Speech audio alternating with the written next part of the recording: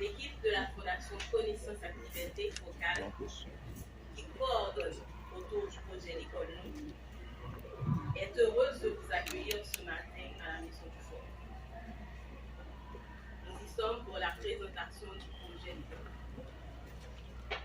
Et comme l'a souligné une de nos collègues hier, nous le faisons enfin. Enfin parce que c'est un événement qui a été reporté plus d'une fois. Et ceci à cause des aléas qui maintenant nous obligent tout le temps à revoir nos programmations. Dans quelques instants, notre coordonnateur du projet, M. Jonathan Pérodin, vous donnera beaucoup plus d'informations sur le projet.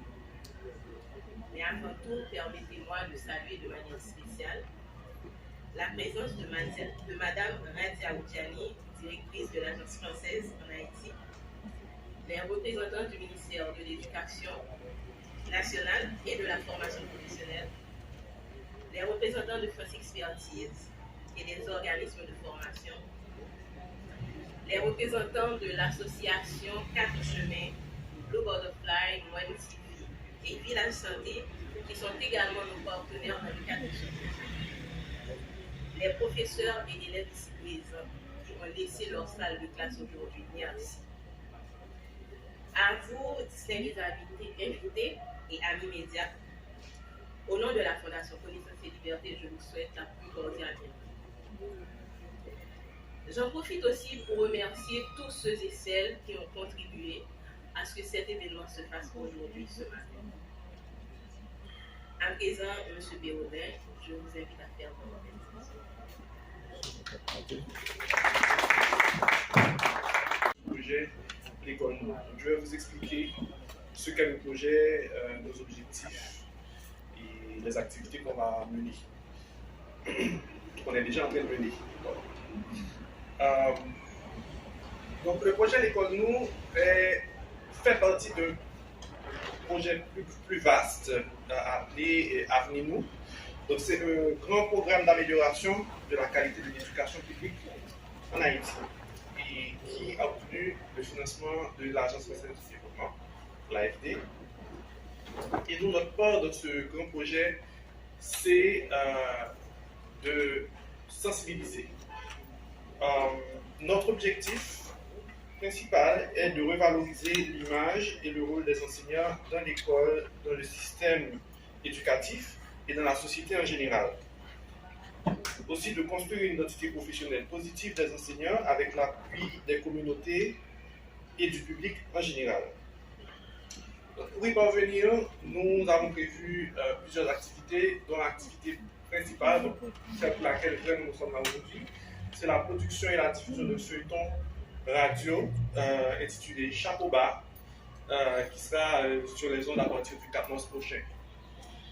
Et nous avons nos partenaires de Village Santé qui présenteront plus en détail le feuilleton, qui sont chargés de la production de cet outil.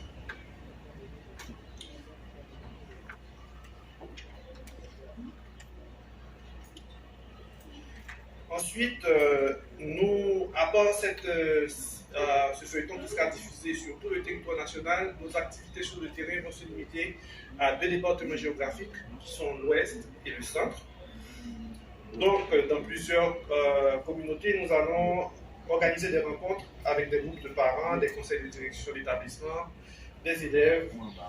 Nous allons aussi organiser des séances de projection de films et de contenus à caractère éducatif. Et nous aurons finalement une tournée de troupes de théâtre à travers diverses écoles et autres lieux à l'intention des communautés éducatives. Donc pour réaliser ce grand projet, nous avons des partenaires de choix. À commencer par Village Santé, comme je dis tantôt, responsable de la production du feuilleton, Chapeau Bas. Nous avons aussi Blue Butterfly Collaborative, qui est basée aux États-Unis. Nous avons la Fondation WEM, avec nous également ce matin. Et enfin, l'association 4 Chemins. Les résultats que nous attendons au cours et à la fin de ce projet sont les suivants. C'est que le rôle rôle des enseignants soit valorisé, que ce soit par les élèves, les enseignants eux-mêmes, toute la communauté scolaire et la société en général, et que la perception du rôle des enseignants soit améliorée de façon globale. Autres objectifs, c'est de dynamiser le dialogue sur l'éducation en Haïti et permettre d'aborder de manière ludique les problématiques et les enjeux ayant un impact négatif sur la qualité de l'éducation publique en Haïti. Enfin, nous visons à contribuer à ce que les pratiques enseignantes évoluent de manière positive. Donc c'est un résumé du projet d'école nous. Je vais repasser la parole à notre maître de cérémonie, Joanne, pour la suite. Merci beaucoup. Partenaire de ce projet. Avant de parler de Chapoba, donc je voudrais faire une petite présentation de Villa Santé.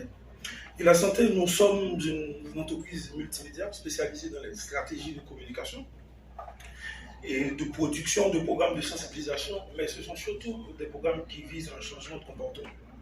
Nous travaillons avec des experts de la communication et des experts de différents domaines et de domaines sociaux afin de nous assurer que les objectifs spécifiques et indicateurs qui sont développés avec les partenaires sont supportés par des projets efficaces qui restent au service des populations qui ont initialement été ciblées.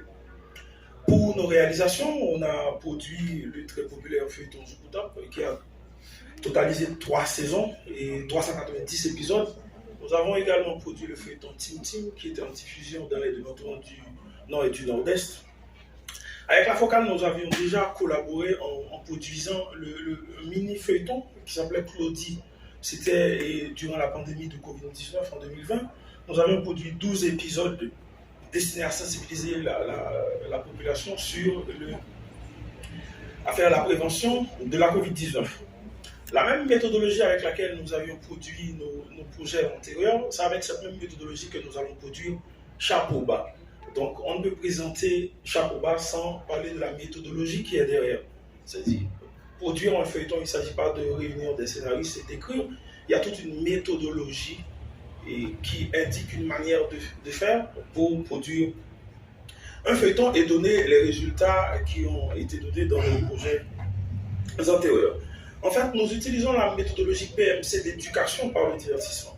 Cette méthodologie est une évolution, une mise à jour de la méthodologie Sabido d'éducation par le divertissement. La méthodologie Sabido, c'est une méthodologie qui a été développée par Miguel Sabido dans les années 70 au Mexique, en observant des telenovelas et comment les telenovelas sont arrivés à induire des changements de comportement dans la population mexicaine.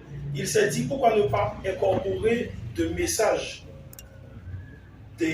parce que le gars il avait compris qu'il y avait beaucoup de campagnes qui ont été faites pour dire aux gens de ne pas faire et d'avoir des comportements bien précis, et les gens ils n'étaient pas réceptifs à ces messages et ils préfèrent plutôt les telenovelas qui étaient 100% divertissement. Et à un moment donné, Sabido il s'est dit pourquoi ne pas prendre ces messages et les incorporer dans ces programmes divertissants. Et à partir de là, il a compris qu'il faut une base scientifique à cette méthodologie. Il a rencontré Albert Bandura aux États-Unis et qui a donné une base scientifique à la méthodologie Sabido. Du coup, la méthodologie Sabido s'appuie sur la théorie de l'apprentissage social et la théorie sociale cognitive d'Albert Bandura. C'est une méthodologie qui est axée sur la création de programmes visant à la fois à divertir et à éduquer un public sur un sujet particulier. Enfin, en suscitant des attitudes favorables et des comportements prosociaux, faire évoluer les normes, les coutumes et promouvoir et renforcer l'évolution comportementale et sociale. Cette méthodologie-là utilise les données réelles provenant d'interventions auprès des publics ciblés. C'est-à-dire, dans le cadre de ce projet, dans le cadre de Chapoba, on a commandité une recherche formative. La recherche formative, on a rencontré des enseignants, des directeurs d'école, des élèves et d'autres acteurs de la communauté éducative, recueillir des informations et à partir de ces informations, construire des modèles et des histoires. C'est à partir des données réelles qui proviennent de ces populations qu'on a construit nos modèles pour mettre en œuvre une histoire qui peut favoriser le changement de comportement et d'attitude auprès des populations qui sont ciblées. Maintenant, passons à chapeau bas. Je viens de dire que dans le cadre de notre méthodologie, la modélisation joue un rôle central. C'est-à-dire que dans le cadre de ce projet, la priorité est de créer des personnages clés dont la trajectoire, les problèmes, les choix et les conséquences sont observés par les auditeurs. Et la méthodologie s'articule autour de 3 personnages. Il y a d'abord le personnage positif. Le personnage positif, c'est le personnage qui incarne toutes les valeurs positives qu'on veut communiquer. Les valeurs positives, on les appelle dans notre méthodologie les valeurs positives. Et on a le personnage négatif. Le personnage négatif, c'est le personnage qui incarne toutes les valeurs négatives. À noter que ces 2 personnages, le personnage positif restera positif durant tout le programme, durant tout le feuilleton. Le personnage négatif restera négatif. Le personnage qui est positif va prendre beaucoup de décisions positives. Et les décisions positives auront des récompenses, c'est-à-dire pour montrer les avantages de ces comportements. Les personnages qui sont négatifs prendront des décisions négatives et ils seront punis, ce qui démontrera les conséquences de ces comportements. Mais le personnage qui est central, le personnage qui nous intéresse beaucoup, le personnage clé, c'est le personnage transitionnel. Le personnage transitionnel, c'est notre public cible. C'est-à-dire tous les gens qui vont écouter le programme vont être des transitionnels. Et ce personnage-là, c'est un personnage qui est pris sous l'influence des personnages positifs et des personnages négatifs. À chaque fois que le personnage transitionnel va suivre un personnage négatif, il va prendre une décision négative qui sera punie. Et à chaque fois que le personnage transitionnel va suivre le personnage positif, il prendra des décisions positives qui seront récompensées. Et à mesure que le programme est diffusé au fil des épisodes, le personnage qui est transitionnel va prendre beaucoup plus de décisions positives que de décisions négatives. C'est le processus du changement de comportement. Notre public cible apprendra, s'inspirera de l'histoire de ce personnage-là, qui est le transitionnel, pour voir les effets des comportements, les conséquences des comportements négatifs et les récompenses des comportements positifs. Et dans les documents qui vous sont remis, vous allez voir l'histoire de nos 4 transitionnels. C'est Philippe, Rose-Daline, William et Marie-Ange. Donc toutes ces histoires-là vont se dérouler à travers le programme Chapeau bas. On va pouvoir suivre l'évolution, l'histoire, les déboires de ces 4 personnages. Et à partir de cette histoire-là, à partir du cheminement de ces personnages, on invitera le public à se questionner sur les comportements, à se questionner sur les manières de concevoir les enseignants en Haïti, à se questionner sur les idées reçues sur les enseignants et, conformément aux objectifs du projet, à revaloriser le rôle de l'enseignant en Haïti. C'est une méthodologie qui a fait ses preuves. Aujourd'hui, on ne questionne plus les impacts du divertissement éducatif. Des études ont montré que les gens, s'ils s'intéressent à ce qui est divertissant et on incorpore des messages positifs à l'intérieur du programme divertissant, ça peut donner énormément de résultats. Alors que notre méthodologie combine 70% de divertissement contre 30% d'éducation. C'est-à-dire que les gens qui vont écouter Chapeau bas, d'abord, ils vont écouter un programme qui est divertissant. L'aspect divertissant n'est pas à débattre. C'est-à-dire qu'on doit créer des programmes qui sont tellement bien que quand la personne écoute, on a envie d'écouter les épisodes qui vont suivre. On a fait le pré-test le 3 février à Port-au-Prince et à Rochabateau. Et tous les gens qui ont participé au pré-test ont tellement aimé les histoires qui sont impatients de connaître les suites. C'est-à-dire qu'avant tout, ce sont des histoires divertissantes. Et à l'intérieur de ces histoires divertissantes, on va incorporer les messages qui vont donner les résultats que Jonathan avait énoncé, du coup, les résultats du projet. Donc, on ne va pas spoiler personne.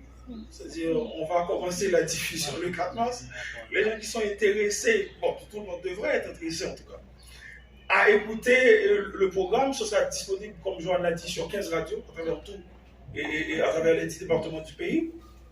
On pourra écouter, suivre l'évolution des histoires de nos 4 personnages transitionnels, à savoir Philippe, Rose-Daline, William et Marie-Ange. Donc, c'est pour nous un grand plaisir à Villa Santé de pouvoir collaborer à nouveau avec la Focale, avec nos autres partenaires, nous allons tous conjuguer nos efforts pour que ce feuilleton-là, de 80 épisodes, on va espérer qu'après les 80 épisodes, il y a 80 autres épisodes. On va espérer que ce projet va contribuer à la revalorisation du rôle et de l'image des enseignants et à la promotion d'un dialogue constructif et positif aussi dans les communautés éducatives et autour des pratiques enseignantes. Merci beaucoup. Lorraine, Elisabeth, avec qui nous collaborons énormément ici en Haïti et nous apprécions la grande qualité de travail. Donc nous sommes réunis aujourd'hui autour du projet L'école nous, et qui fait partie d'un projet plus large, comme l'expliquait M. Pérodin, qui est le projet Avninou, qui est mis en œuvre par Expertise France, nos collègues qui sont ici parmi nous aujourd'hui et que je salue, parce que l'éducation est pour l'Agence française de développement en Haïti, mais aussi pour la France, un secteur qui est totalement prioritaire pour nous. C'est vrai qu'on cite souvent Nelson Mandela, qui disait que l'éducation est l'arme la plus puissante pour changer le monde.